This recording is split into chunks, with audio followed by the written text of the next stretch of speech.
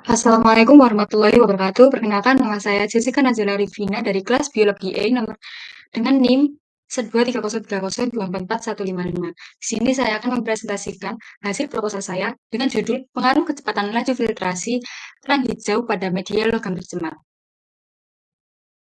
Pendahuluan 1.1 Latar belakang.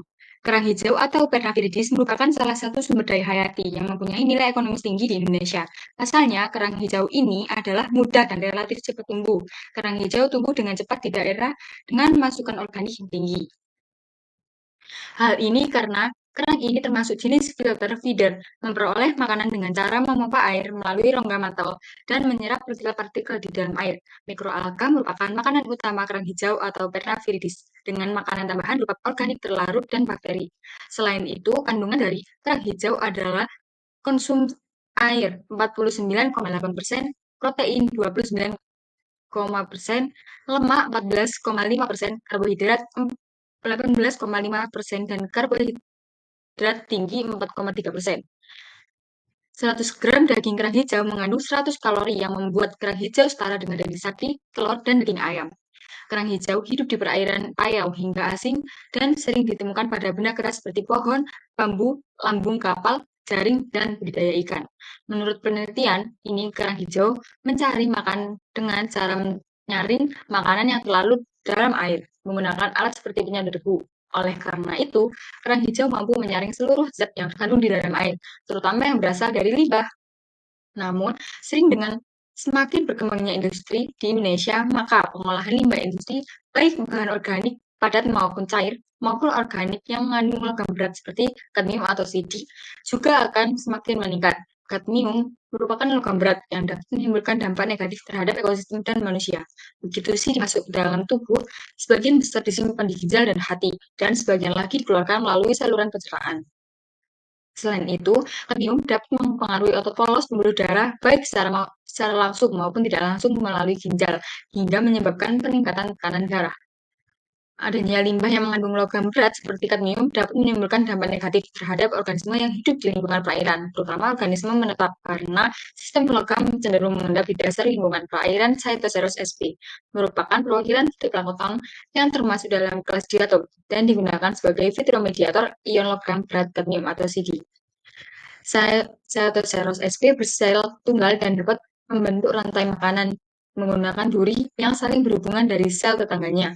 Fitoplankton dilaporkan mengikat ion logam berat lebih efisien dibandingkan bakteri dan jamur. Oleh karena itu, hal ini memungkinkan disebabkan oleh proses yang dilakukan oleh fitoplankton, hidup berhubungan dengan aktivitas fotosintesis dan metabolisme. Fitoplankton juga memiliki toleransi yang tinggi terhadap konsentrasi ion logam berat dan tinggi. Salah satu spesies pemakan Perna viridis adalah Cytoceros sp. mengandung 20% kandungan protein, 9% karbohidrat, dan 12% lemak. Perna viridis memperoleh nutrisi dengan menyaring partikel dari air. Namun, kondisi perairan saat ini sedang mengalami kondisi yang tidak menyehatkan dikarenakan semakin banyak pembuangan limbah dari pabrik maupun dari manusia sendiri. Dan meningkatnya kandungan logam berat tersebut dalam tubuh kerang hijau, baik yang masuk melalui rantai makanan atau secara langsung masuk ke dalam jaringan tubuh. Kerang hijau akan menyebabkan kerang hijau itu terganggu dalam melakukan filtrasi makanan. Dipilihnya kerang hijau sebagai indikator lingkungan karena organisme ini mampu beradaptasi terhadap kondisi lingkungan yang tercemar. Ambang batas toleransi kerang hijau lebih besar dibandingkan organisme lain, terutama ikan yang sedang mengalami kematian. Mengatakan bahwa kerang hijau merupakan bioindikator untuk memonitor senyawa-senyawa beracun di lingkungan perairan laut karena distribusi penyebarannya yang sangat luas, mempunyai sifat hidup menetap, mudah diambil untuk sampel, mempunyai toleransi yang luas terhadap salinitas, tahan terhadap tekanan, dan tingginya akumulasi berbagai bahan kimia. Kerang hijau termasuk organisme sesial yang dapat bergerak bebas untuk pindah tempat, sedangkan dalam waktu yang sama pencemaran berlangsung terus-menerus. Akibatnya, kondisi ini menjadikan kerang hijau bersifat resisten terhadap berbagai bahan makanan yang tercemar. Dengan demikian, kerang hijau diduga akan mengalami penurunan dan pertumbuhannya dan akibat fatalnya adalah kematian. Berdasarkan hal tersebut, diperlakukan penelitian dengan kecepatan laju filtrasi kerang hijau Perna viridis terhadap mikroalga Cytoceros sp. pada media perairan yang tercemar logam berat CD atau kadmium. Di penelitian ini ada rumusan masalah. Yang pertama, bagaimana kecepatan laju filtrasi kerang hijau terhadap Cytoceros sp dalam media logam tercemar. Yang kedua, membandingkan kemampuan filtrasi antara kerang hijau dan Cytoceros sp. Yang ketiga, mengetahui pengaruh waktu terhadap kecepatan filtrasi. Dan 1.3 adalah tujuan penelitian. Tujuan penelitian ini yang pertama, mengetahui kecepatan laju filtrasi kerang hijau dan kerang hijau dalam media logam tercemar. Yang kedua, membandingkan kemampuan filtrasi antara kerang hijau dan Cytoceros sp. Yang ketiga, mengetahui pengaruh waktu terhadap kecepatan filtrasi. Dan 1.4 adalah manfaat penelitian. Manfaat penelitian ini mencakup yang pertama, membantu memecahkan masalah kecepatan laju filtrasi. Yang kedua, memperluas pengetahuan dan yang ketiga, meningkatkan kredibilitas. Dan 1.5 ada batasan istilah. Batasan istilah ini digunakan untuk menghindari kesalahan dalam memahami judul penelitian. Maka penelitian yang sangat perlu untuk menjelaskan terlebih dahulu adalah maksud dari judul penelitian, yaitu pengaruh kecepatan laju filtrasi kerang hijau pada media logam yang tercemar. Adapun penjelasan sekaligus pembatasan istilah untuk masing-masing variabel adalah yang pertama pengaruh. Dalam Kamus Besar Bahasa Indonesia 2015, pengaruh adalah daya yang ada atau timbul dari sesuatu, atau orang benda, yang ikut membentuk watak, kepercayaan, atau perbuatan seseorang. B. Pengaruh merupakan suatu daya atau kekuatan yang timbul dari sesuatu, baik itu orang maupun benda, serta segala sesuatu yang ada di dalam, sehingga mempengaruhi apa-apa yang ada di sekitarnya, menurut Yosin tahun 2012. Dapat disimpulkan bahwasanya pengaruh merupakan suatu daya yang dapat mempengaruhi lingkungan yang ada di sekitarnya. Yang kedua ada kecepatan. Pengertian kecepatan menurut Harsono tahun 2001 adalah kemampuan untuk melakukan gerakan-gerakan yang sejenis secara berturut-turut dalam waktu singkat-singkatnya atau kemampuan untuk menempuh suatu jarak dalam waktu yang cepat. Yang B menurut Abdul Qadir Ateng tahun 1997 menyatakan bahwa kecepatan adalah kemampuan individu untuk melakukan gerakan yang sama berulang-ulang dalam waktu yang singkat-singkatnya. Kesimpulannya dapat diambil dari seluruh pernyataan adalah kecepatan adalah suatu komponen kondisi fisik ya yang dibutuhkan untuk melakukan gerakan secara berturut dengan waktu sesingkat-singkatnya. Yang ketiga ada laju. Menurut KBBI, laju adalah cepat atau tentangan gerak lari atau terbang. Filtrasi. Filtrasi adalah suatu operasi atau proses campuran hidrogen antara fluida dan partikel-partikel padatan dipisahkan oleh media filter menurut Anidia Devi tahun 2022. Yang kelima ada media. Kata media ini berasal dari bahasa Latin yaitu medius yang artinya tengah, perantara atau pengantar. Kata media merupakan bentuk jamak dari kata medium yang secara etimologi berarti perantara atau pengantar. Kamus Besar Ilmu Pengetahuan yang menurut Dakun 2006 media merupakan perantara atau penghubung yang terletak antara dua pihak atau sarana komunikasi seperti koran, majalah, radio, televisi, dan film. Yang keenam ada logam. Logam ini adalah unsur kimia yang siap membentuk ion atau kation dalam memiliki ikatan logam. Logam merupakan salah satu dari 3 kelompok unsur yang dibedakan oleh sifat ionisasi dalam ikatan bersama dengan meteorit dan non-logam. 2 ada kajian pustaka. 2.1 penelitian terdahulu yang relevan. Dan ini adalah penelitian-penelitian yang sangat relevan. Ada 5 penelitian. Yang pertama yang saya sebutkan hanya saja karena durasi yang singkat. Yang pertama ada nama pengarang Lisa Ani Kusumawati Hairudin Joko Suprapto dengan judul penelitian filtrasi grade kerang darah dan kerang hijau dalam filtrasi bahan organik tersuspensi limbah tambah udang intensif. Nah, hasil dari penelitian ini menurut hasil dari jurnal penelitian tersebut bahwasanya salah satu akibat dari pembuangan limbah dari kegiatan budidaya udang intensif ke perairan adalah terjadinya kekeruhan yang diakibatkan oleh tingginya padatan tersuspensi yang berakibat berhalangnya penetrasi cahaya matahari ke perairan. Penelitian ini dilakukan dengan tujuan untuk mengetahui kecepatan filtrasi kerang darah dan kerang hijau dalam menyaring padatan tersuspensi limbah tambak udang. Dan 2.2 adalah landasan teori. Yang A, filtrasi. Proses filtrasi merupakan suatu metode pemisahan partikel padatan tersuspensi dalam sebuah campuran tertentu dengan melewatkan campuran tersebut pada suatu medium filter yang memiliki pori-pori dengan ukuran tertentu. Proses pemisahan dengan filtrasi dapat dilakukan karena memiliki driving force, yaitu perbedaan tekanan antara tekanan di dalam tangki dengan tekanan ruangan. Perbedaan tekanan ini akan mendorong campuran tersebut melewati lapisan medium filter sehingga padatannya akan tertahan. Pada medium filter, pelaksanaan praktikum filtrasi ini bertujuan untuk menentukan pengaruh pengadukan bahan terhadap hasil kick dan air setelah difiltrasi, menurut Christopher tahun 1997. Nah, untuk yang B adalah macam-macam alat filtrasi. Yang pertama, penyaring gaya berat atau gravity filters. Gambar 2.1 adalah gravity filters. Gravity adalah sistem pengaliran air dari sumber ke tempat reservoir dengan cara memanfaatkan energi potensial gravitasi yang memiliki air akibat perbedaan ketinggian lokasi sumber dengan lokasi reservoir. Menurut Pinalia tahun 2011. Yang kedua ada plate and frame filter. Dan gambar 2.2 ada plate and frame filter. Plate and frame filter terdiri dari plate and frame yang tergabung menjadi satu dengan kain saring pada setiap sisi plate. Plate ini memiliki saluran sehingga filter jernih dapat melewati tiap plate. Slurry dipompa menuju plate dan frame dan mengalir melalui saluran pada frame, sehingga slurry memenuhi frame. Filtrasi mengalir melalui kain saring dan plate melalui saluran keluar, menurut Binaria 2011.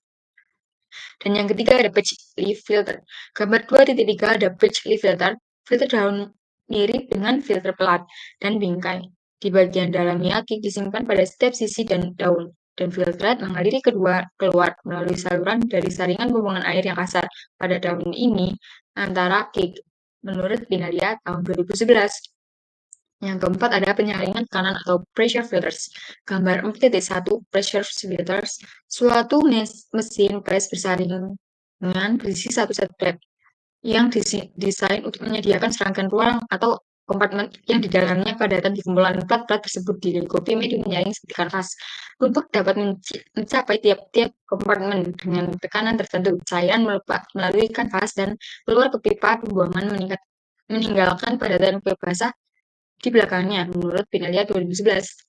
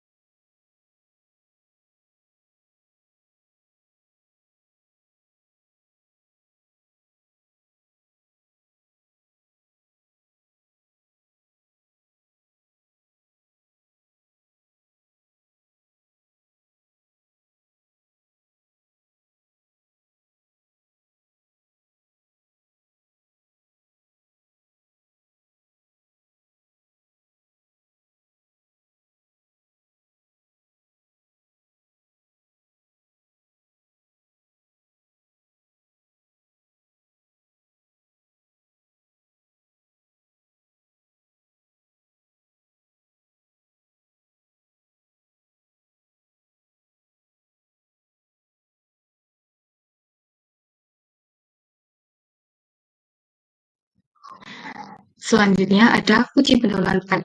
Yang pertama, pembuatan stuk kultur synthesis SP. Langkah awal untuk pembuatan stuk kultur synthesis SP yaitu dengan mengambil 10 mili dari kultur murni synthesis SP yang dimasukkan ke dalam 100 mili media starter yang digunakan untuk adaptasi synthesis SP. Sebelum dimasukkan ke dalam media kultur, diinkubasi selama 24 jam, sehingga dibuat stok kultur pengambilan 10% dari media stok synthesis SP yang dimasukkan ke dalam 1000 mili media kultur yang telah berisi air laut dan media warm sebelumnya. Kultur dilakukan selama 24 jam hingga mencapai keberadaan sel satu sel SP 2000 sel per mili apabila selama 24 jam hingga keberadaan sel melebihi 2000 sel per mili. Yang ketiga ada metode penelitian. 3.1 jenis penelitian. Terkait dengan jenis penelitian ini, jika ditinjau dari semua hal dalam penelitian, maka dapat disimpulkan bahwasannya penelitian ini menggunakan jenis penelitian deskripsi dan kuantitatif. Deskriptif yaitu jenis penelitian yang menggunakan sebuah deskripsi dari fenomena activity. Deskripsi menggambarkan secara langsung objek dan datang langsung ke tempat dan melakukan observasi serta menganalisis secara individu. Untuk yang kuantitatif ditujukan untuk mengumpulkan data yang bisa diukur menggunakan matematika dalam artian penelitian ini cenderung pasti. 3.2 ada pendekatan penelitian. Pada penelitian ini penulis menggunakan pendekatan kualitatif dan menurut Sugiono 2012 mengemukakan pendapat mengenai metode kualitatif, yakni suatu penelitian yang berdasarkan filsafat post-positivisme yang dimana digunakan untuk media peneliti kondisi objek ilmiah. Di sini peneliti sebagai instrumen kunci. Kemudian teknik pengumpulan data dengan triangulasi analisa data bersifat kualitatif dan hasil penelitian menekankan bahwa makna dibandingkan generalisasi. 3.3 ada sumber data dan data penelitian. 3.3.1 sumber data. Sumber data dalam penelitian ini adalah subjek dari data penelitian ini diperoleh. Sumber data peneliti kali ini ada dua bagian, yaitu data primer dan data sekunder. Data primer adalah data yang diperoleh langsung dari penyataan warga sekitar atau dari angket proporsional. Yang ketiga adalah data sekunder. Data sekunder adalah data yang mendukung data utama atau data yang bukan diusahakan dari diri sendiri oleh penelitian. Data sekunder ini berwujud laporan, buku, dan jurnal. 3.3.2 data penelitian. Hasil pengamatan kultur plankton Ceterosaurus sp. digunakan sebagai pakan kerang hijau selama masa perlakuan hingga diperlukan kultur plankton untuk stok pakan kerang hijau. Berdasarkan pengamatan yang dilakukan, pada tingkat kepadatan populasi tertinggi disajikan dalam grafik di gambar ini. Setelah diambil selama 3 hari, dapat dilihat bahwa masa pertumbuhan populasi Ceterosaurus sp terus mengalami peningkatan. Berdasarkan grafik tersebut, jadi kesalahan dalam penentuan fase pertumbuhan Ceterosaurus sp. Dikarenakan perhitungan kepadatan sel yang seharusnya dihitung pada awal pemberian kolom ke media kultur tidak dihitung, sehingga tidak dapat dipastikan bahwa pada hari pertama hingga hari kedua, masa kultur Ceterosaurus sp mengalami fase adaptasi.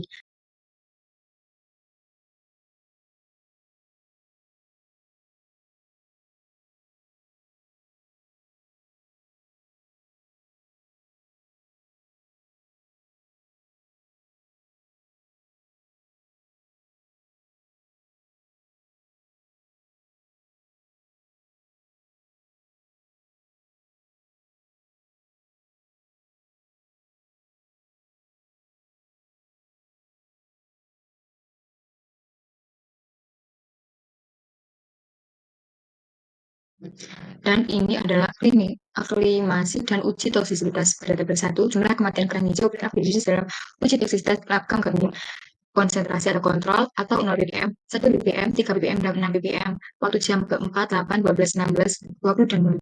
Ini dibagi menjadi 4 bagian, dan yang ke-24 ada 0 kerang hijau yang meninggal. Ini ada grafik konsentrasi. Rata-rata kecepatan filtrasi Netflix terhadap mikroalga Ceterosaurus sp pada media tercemar logam freon. Pada penelitian ini, tempat pengambilan sampel kerang hijau dibandingkan dengan Surabaya. Pada awalnya, pengambilan berada di Gresik, namun dikarenakan kerang hijau yang diambil dari tempat tersebut tidak bertahan hidup, yaitu kurang lebih 2 hari, maka tempat pengambilan kerang hijau diganti menjadi tempat Kenjeran, Surabaya. Hal ini dimungkinkan karena kerang hijau mengalami kondisi stres dalam masa perjalanan. Tahap perlakuan selanjutnya yaitu uji toksisitas logam kadmium yang bertujuan untuk konsentrasi maksimum kadmium yang akan digunakan untuk uji toksisitas beretal. Pada tahap ini, kerang hijau yang telah diaklimasi diberikan ke masing-masing akronim uji yang telah diisi di CL2 dengan konsentrasi yang berbeda-beda, yaitu kontrol 0 ppm, 1 mg per L, 3 mg per L, 6 mg per L, dan 10 ekor kerang hijau setiap ekornya.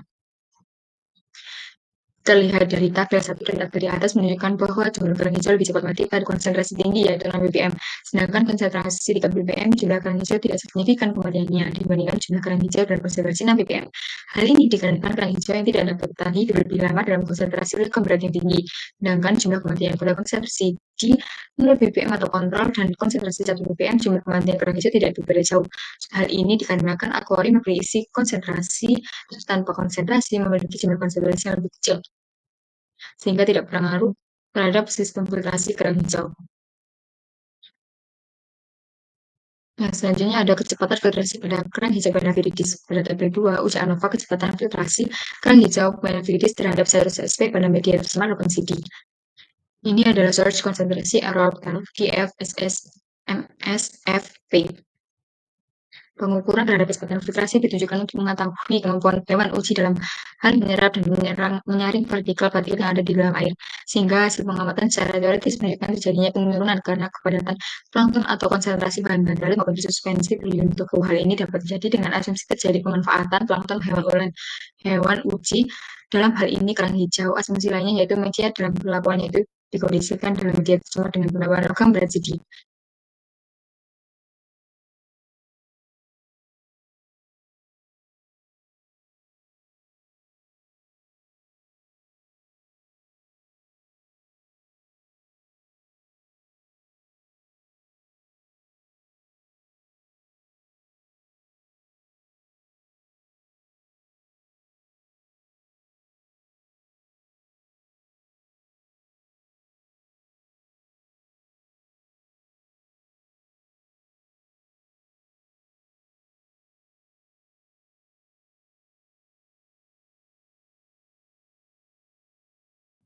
D. Ada hubungan antara kecepatan filtrasi dan logam berat kadmium.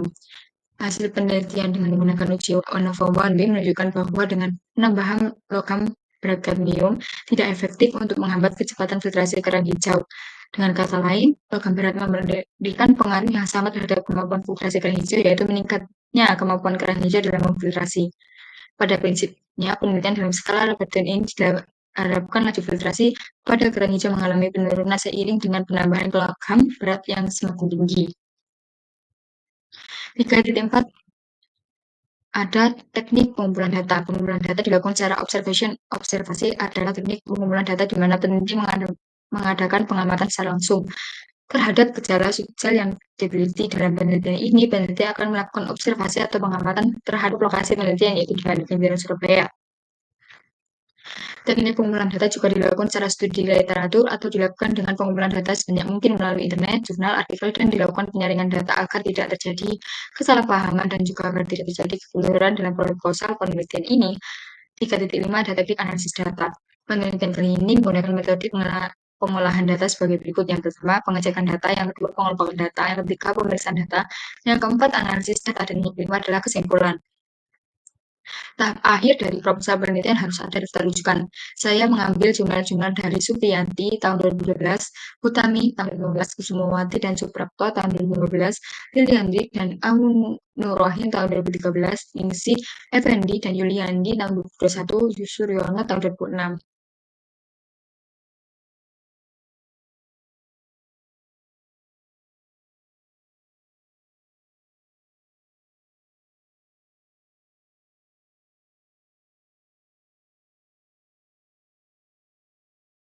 Sekian presentasi dari saya. Mohon maaf apabila ada salah kata. Terima kasih. Semoga bermanfaat. Wassalamualaikum warahmatullahi wabarakatuh.